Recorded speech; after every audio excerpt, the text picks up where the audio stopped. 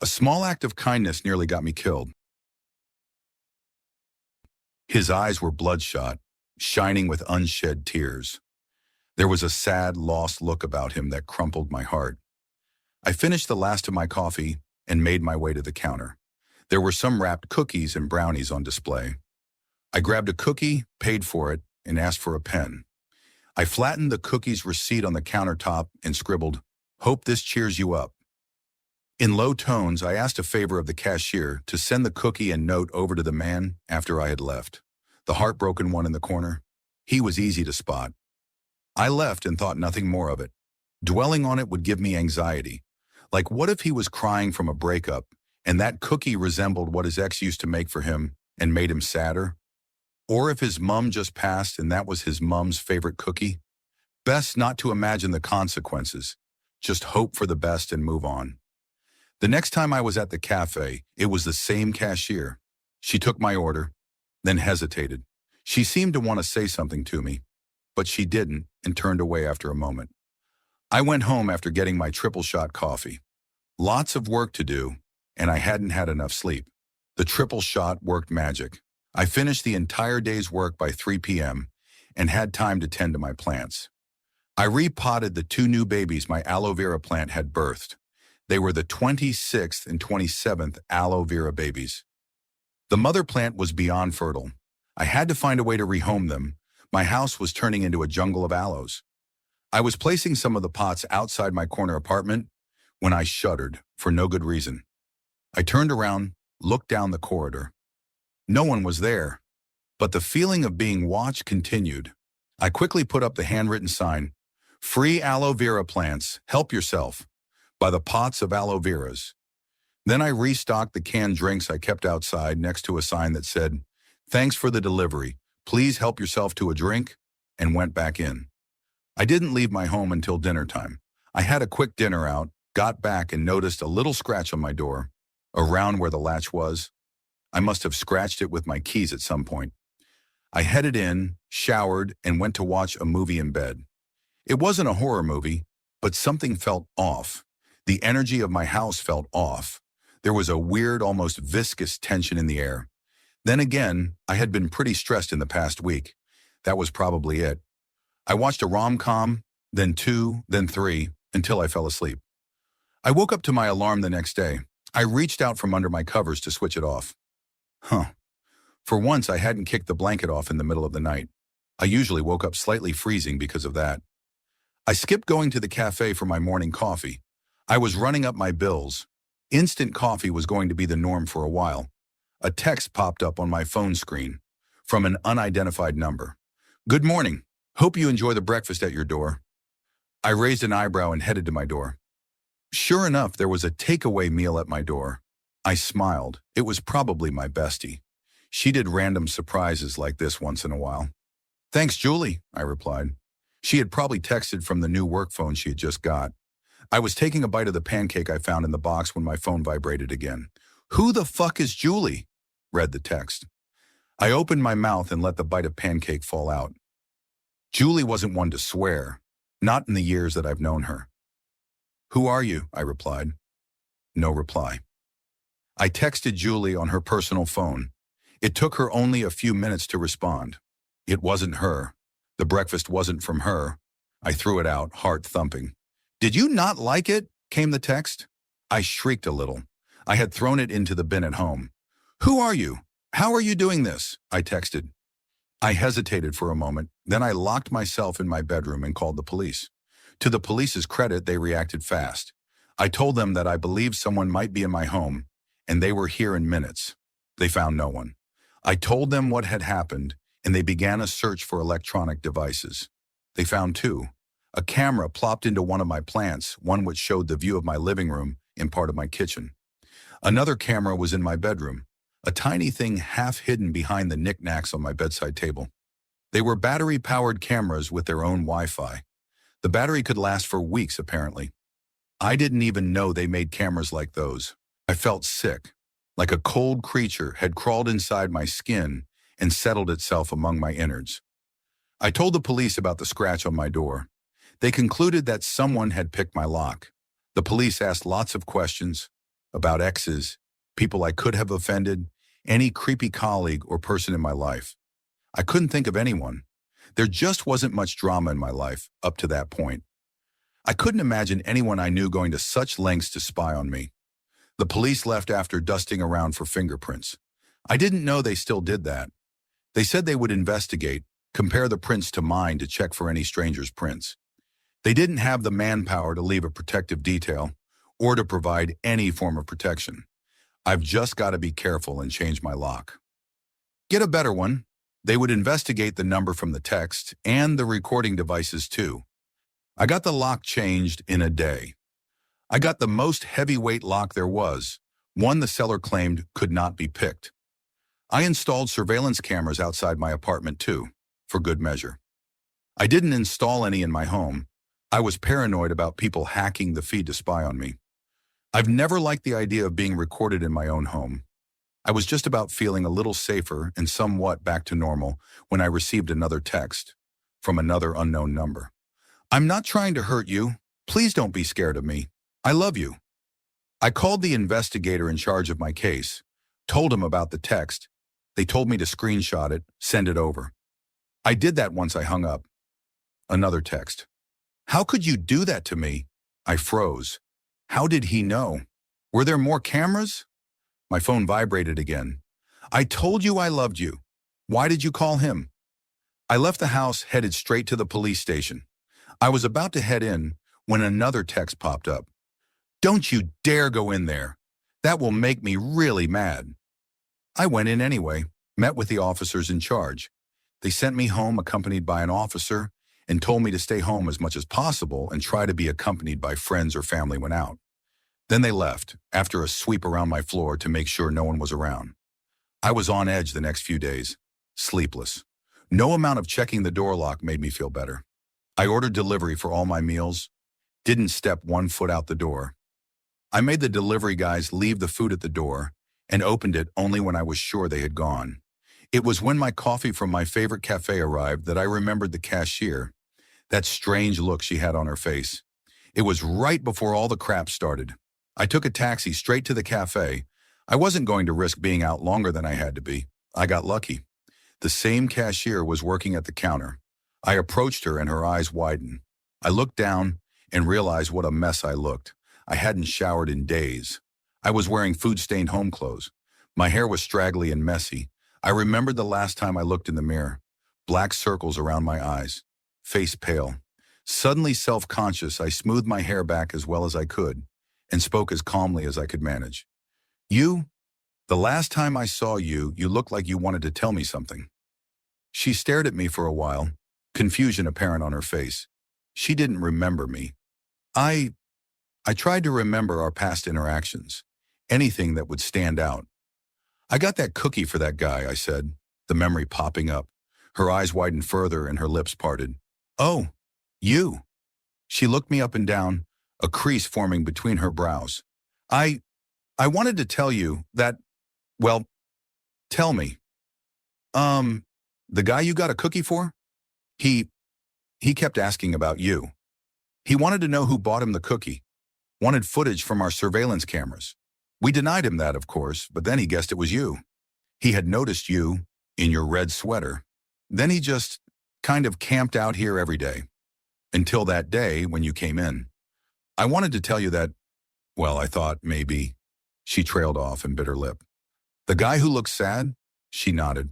When you came in again, I saw him light up. I wanted to warn you, but I thought maybe it was nothing. I didn't want to make a fuss over nothing, and, well, then you left, and he followed you out. I told my manager, he told me to stay out of it, and I did. Of course, the man with the cookie. God damn it, how had I not put it together until that moment? How did I not suspect him? I thought of the cashier, but not the dude I bought a cookie for. I called the police again. The cashier panicked, said she didn't want to be involved, but I looked her dead in the eye and told her I was in danger, that I needed her help. She relented. We headed to the police station together. She gave her statement. We both gave descriptions of the man.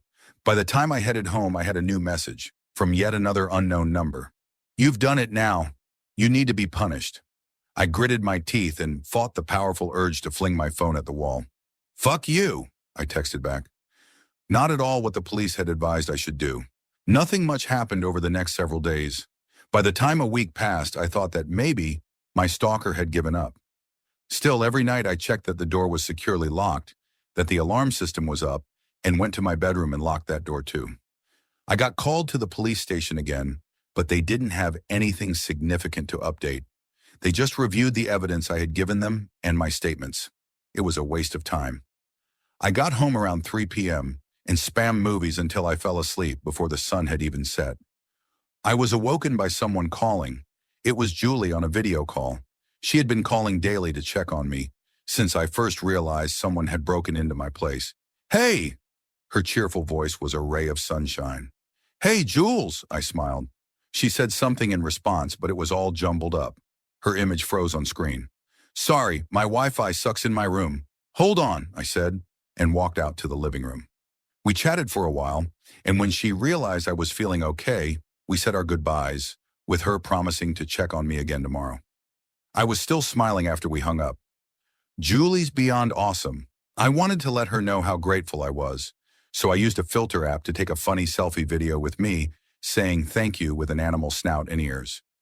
I was giggling away, choosing the funniest animal filter to use, when the nose and ears of a cat filter flew from my face to somewhere behind me. I caught a glimpse of a small face in the background where the cat filter had detected it for just a split second. It dove out of sight. My blood froze in my veins. I switched the app off and called the police while running for the door. I had just unlocked the door when a flurry of footsteps thudded rapidly towards me. I turned just in time for someone to snatch the phone from my hands. It took me a moment to recognize him. It was indeed the heartbroken man from the cafe, the one I had bought a cookie for. Before I could say a word, he had hung up and flung the phone far from me. I screamed with all my soul. He leapt towards me, tackled me to the ground. I landed hard on my back, head bouncing off the floor. I was stunned, breath knocked out of me. He covered my mouth and pulled out a knife. "Why did you force my hand? Why are you making me do this?" "We could have been happy together," he said. He began to drag me, hands still covering my mouth. I was too winded and dazed by the blow to my back and had to do anything more than struggle weakly. When he dragged me around the corner to where my bedroom was, I tried to hold on to the wall, but he was too strong. He pulled me free and tugged me down the corridor to my room. Then I heard a knock on the door. I tried to scream again, but he pressed his hand hard over my mouth and held the knife to my throat. I stopped flailing. We were still for a long time, his knife digging into the skin of my throat. There wasn't another sound from the door. Whoever it was must have left. My one hope shattered. After another agonizing minute, he turned me towards him, hands still over my mouth. I took in great gulps of air as he gazed at me sadly. "I love you. I just want us to be together." He looked down at his knife. "Nothing ever works out for me. We'll just have to be together in the next life." My eyes widened. "What the hell?" He stroked my cheek with the back of his hand, the hand that was holding the knife. "You love me too, right? There was something. You felt it. That's why you bought me the cookie." "Oh, that goddamn fucking cookie. Fuck me for ever having wanted to do something nice for someone. Now they know how I look like. They think I want to hurt you. They are trying to take me away. We can only be together. In death. In our next place." Shit. Shit, ta-ta. I shook my head at him. If he would uncover my mouth, I could lie. Tell him whatever he needed to hear. He gently placed the knife against my throat. "You know I have to do this. For us." How the hell did this guy get this intense, this obsessed, this insane in such a short period of time? Over what? A bloody cookie? I tried to yell at him to stop, but he wouldn't move his hand from my mouth. Then I saw it. A movement behind him, from around the corner. A face peered from behind the wall, wearing a nervous expression. When he caught sight of my stalker looming above me, his eyes widened with fear. Then he held up a finger to his mouth, nodded at me, and disappeared from sight. Yes, salvation, if my Savior moved fast enough. It's really been so amazing our time together, until you went yet again to the police station. I thought we had worked things out. I thought you—" The other man, my savior, charged out from around the corner, a glass bottle in hand. My stalker leapt up, turned just as the other man swung the bottle at his head. The stalker caught the man's arm and jabbed his knife at the man's midsection. The man twisted out of harm's way and leapt back. My stalker pounced, landing on the man, and they tumbled out of my sight. I pushed myself up to a seated position, ignoring the dizzying sensations that flooded me as I straightened. Behind the wall there were thuds, clatters, and grunts. I had just forced myself to stand when there was a loud cry, then silence. Blood roaring in my ears, I took a step towards where the scuffle had ended, then hesitated. Someone groaned, and there were the sounds of someone getting to his feet. I backed towards my bedroom door. I had just stepped into my bedroom and was about to slam the door shut when someone appeared around the corner. I began to sob. It was the other man, my savior. The police arrived soon after. My savior was a delivery guy. He had delivered my lunch the day before and had taken a pot of aloe vera and a drink from my stash outside the apartment. He had been doing another delivery nearby and wanted to drop by to leave a note thanking me for the aloe vera plan and the drinks. He had just left the note and was about to leave when he heard me scream. He had hesitated to enter, but he said there was something in my scream that told him something was very wrong. He had called the police, then unable to do nothing, entered my home. I had never been more grateful for my aloe vera's fertility, the idea to give away the plants, and the Instagram reel that had suggested doing an act of kindness for a stranger, however small it was. Then again, it was that same reel that started me down the path of being someone who would buy someone a cookie. The police later informed me that my stalker, after following me home, breaking in and installing the cameras that were found, had engineered a new way of accessing my home. He had simply climbed up 2 floors, from a tree branch to a pipe, to the air conditioning unit outside my window, and unlocked my windows by sliding in some thin piece of metal and pushing the latch up. He had been sleeping under my bed on some of the past days. Others he had spent in my closet. The entire time I had thought staying home would keep me safe, he was right in my home with me. He had even been covering me up with my blanket at night. The police found out more about him. He had been heartbroken when I first saw him because the previous woman he had been obsessing over and stalking had moved out. She had just upped and gone one day, and he had no idea where she went, probably out of the state. After I bought him the cookie, he had decided that fate had intervened, that he had lost the previous woman because he was destined to be with me. He had created an intricate story in his mind about how I had loved him from first sight, that I was battling my feelings when I called the cops, when I removed his cameras. Lots of stuff like that. I felt sick listening to the report. Anyway, after all the police arrested him, after they had taken my statements that day, and after I felt I had poured enough gratitude out towards my savior, I didn't want to be home. I went to a hotel to stay for a few nights, one with impeccable security. A few days there, and I felt safer. Knowing my stalker was in jail gave me a peace of mind I hadn't had in the past weeks. I had just exited the hotel to go for breakfast with Julie when someone holding a few pieces of luggage stopped at the door, struggling to open it with their elbows. The doorman was nowhere to be seen. I turned back to help, then paused. I pulled my hood up, lowered my head so my face was covered, and stepped forward to hold the door open for the lady. I ignored her thanks, kept my face carefully hidden, then slipped away before she could get a good look at me.